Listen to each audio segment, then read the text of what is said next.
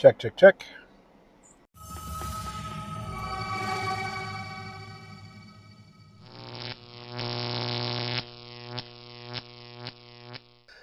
Hey everybody. So after a week in southern Missouri, I'm back in northwest Arkansas. Yay, back in the truck. So I think I'm going to do a couple of videos. Just boom, boom. The first one I think can be very short. While I was house sitting and dog sitting this past week, I was within easy drive of big multiplex theaters, so I went to catch up on what I consider to be the junk food movies, superhero stuff. So I went to see Spider-Man No Way Home, of which I had heard absolutely nothing but glowing praise. I never heard anybody say a bad thing about it. And also I saw The Batman. And for both of them, they're like, they're okay. And I think maybe a lot of what killed it for me was just the movie theater experience, which is weird because I went, like, Spider-Man No Way Home is not new. It's been in the theater for a very long time. So I had almost an empty theater. It was almost to myself. It was one of those theaters, with the recliners. It was very comfortable. And yet, for me, that movie just really dragged. I mean, I enjoyed seeing the other Spider-Man. I enjoyed Tom Holland's portrayal of Peter Parker / Spider-Man. I like Benedict Cumberbatch as Doctor Strange. I mean, it had all the nice elements, and, I felt good, particularly in the places where I was supposed to feel good. But it was long, and it had some serious pacing issues, I thought. I mean, like, not kind of slow, but places where the film just grounds to a halt and is just dead in the water, directionless, that's how it came across to me in the theater. I might watch it again, when it hits Disney Plus and really like it, which I'm going to come back to that in a second. The other film I saw was The Batman. Now, if you're not a movie guy, or a movie person, like when I talk to Rose, she doesn't know who a director of a film is, doesn't care. From her perspective, the reason that you go to see a particular film is either the actors who are in it, or the story, or the IP. But directors? What's a director? I mean, from her perspective, that's about as relevant as the marketing company that produces a trailer or something. I mean, it's a technical detail of no consequence or interest to her. Whereas for me, I'm a movie guy. I really like movies, and I know, if I go into a movie, I know who directs it. And in this case, Matt Reeves directed The Batman. I was really excited to see this film because, one, I really love that second Planet of the Apes movies. And the title of the first two, the titles don't really make a lot of sense. One of them is Rise, one of them is Dawn, and I forget which comes which comes first. But he stepped in with the second film, and it's beautiful and brilliant, and there are iconic frames from that film, like images, like when the apes show up in San Francisco at the human redoubt, and the apes are all on horseback, and the humans don't know that apes can talk, and they're all just sort of silently standing there, one side looking at the other. That is such an iconic image. It burned itself into my mind's eye the moment I saw it. I mean, I loved. And he did the next one too, which I also really enjoyed. It wasn't quite as powerful as that second one, that Empire Strikes Back second film in the trilogy. That was just great for me. But, so I was going to see this film for the director. And I knew going into it that he would be referencing other directors, particularly David Fincher, whose films I just really enjoy. So in this case, it seemed like he was really sort of channeling David Fincher when he was making Zodiac and Seven. These are the David Fincher films that, like Joker, basically is just Taxi Driver reskinned, or Taxi Driver and King of Comedy sort of mixed together and reskinned with the DC IP over the top. This, is very much DC IP stretched over Seven, we'll say, or Zodiac. Visually, I guess it had more to do with Zodiac because there was more, it leaned more into the puzzle aspect of things, but just the lighting, cinematography, production design, everything just screams like 1990s David Fincher. early 2000s David Fincher. And I like that. I like that aesthetic. So, that's what I was there for.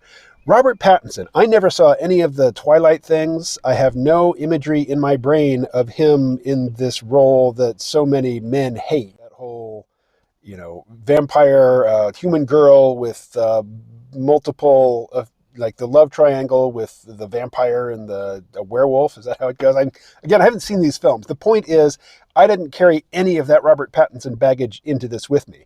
The only things I've seen by him are High Life, which is this, very small budget art house science fiction movie, very sexually charged.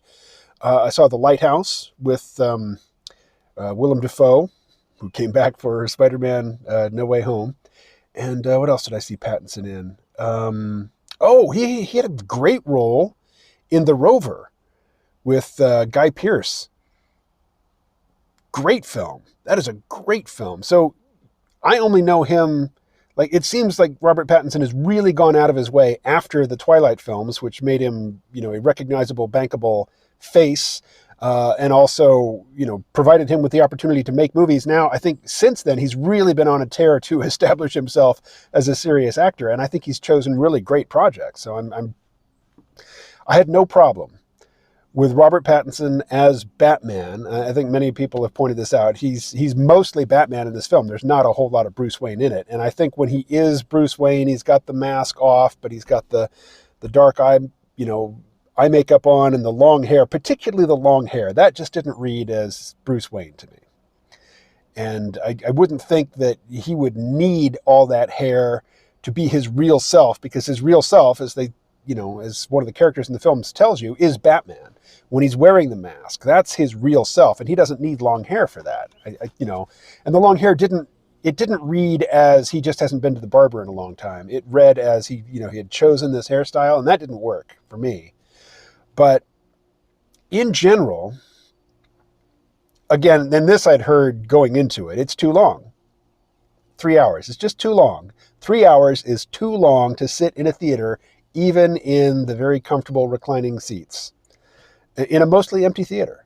Because typically the thing that ruins it for me when I go to the theater is other people. And for both of these films, like The Batman, I saw first film of the day, I think it was 3:15 on a weekday. It was basically empty. I didn't have that illusion of it being a private screening like I did for Spider-Man, because in Spider-Man, the only other people in the theater were behind me. In Batman, they were one row ahead of me and couldn't stay off the phone and couldn't shut up. But it wasn't so bad. I mean, I've endured much, much worse at theaters. And then I came back and I started watching I started watching YouTube videos. I haven't watched anything about Spider-Man. Spider-Man, to me, it was absolute popcorn. There's no reason to really ever look at it again, except, to feel those feels of the various Peter Parkers together, sharing their stories, whatever. But, as a piece of filmmaking, the only Marvel film for me that stands out in my mind as an actual movie and not just another installment in this, of this product, this ongoing product. They've got just the Marvel Cinematic Universe machine. They just crank it, and stuff's constantly coming out, and every now and again they tear it off and they throw it off and say, here's a piece. But it's all the same thing. The only film in that whole cinematic universe which feels like a film unto itself for me was Captain America: The Winter Soldier. That's the only film that stands as a film. Maybe the first Iron Man. But the rest is just product. So Spider-Man Far From Home, yeah, I liked it. Walked out of the theater, no reason to think about it. The Batman, very different. The Batman is a very, very stylish film. Very stylish. And really well executed. And there's so much more thought and intention, particularly artistic intention, that went into the Batman than went into Spider-Man. They're just not even comparable. And yet for me, sitting in the theater, even under almost ideal conditions, it really took the enjoyment out of it. And when I went home and I started watching other movie buffs' reactions to the Batman, and they're just raving over certain, decisions and creative choices and moments, and I'm right there with them. I'm like, yeah, that was great. That was really great. I think I'm to the point now where I I just find the theater experience distracting. And if I really want to get into a movie, I need to watch it at home under controlled conditions, particularly with that pause button, so I can go refill my drink or take a piss or take a phone call or whatever. And then when I come back to it with my full attention, because I'm definitely a stick in the mud over the whole talking during the film, looking stuff up during the film, dividing one's attention. If you're actually interested in movies, from my perspective, you're going to watch the movie. You're not going to talk to the person that you're with about the movie. You're not going to be texting somebody about the movie. You're not going to be looking stuff up about the movie during the movie. You're going to watch the movie. And theaters, they used to be great for that. They're kind of a minefield now because you never know who the other people in the theater are going to be. And, if they're young, they can't stay off their phones. They're physiologically incapable of staying off their phones. But I don't know. I mean, it's like the theater experience has been diminished, and it compares unfavorably to the home theater experience. And it used to be that a home theater was, for rich people, and now you can get a big ass TV with nice sound for a couple $100. If you don't have a home theater, it's because you don't want one. It's because you don't care. Or maybe you don't have the space.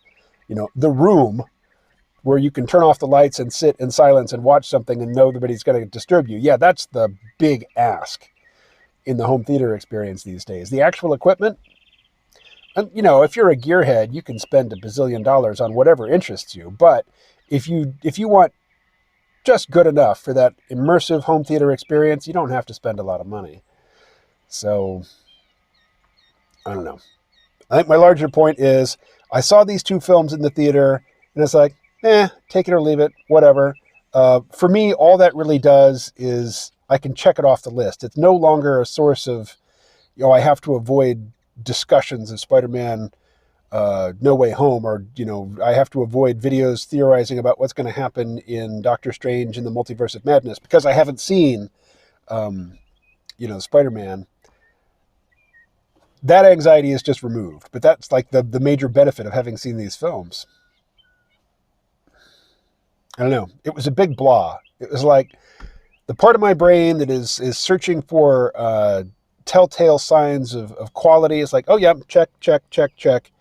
But my actual lived experience of having seen those two movies under those nearly identical and ideal conditions, it just wasn't that great. I don't get it. I'm not sure what's happening. Anyway, it's more than I'd planned to say on this topic. So I'm going to make another video now.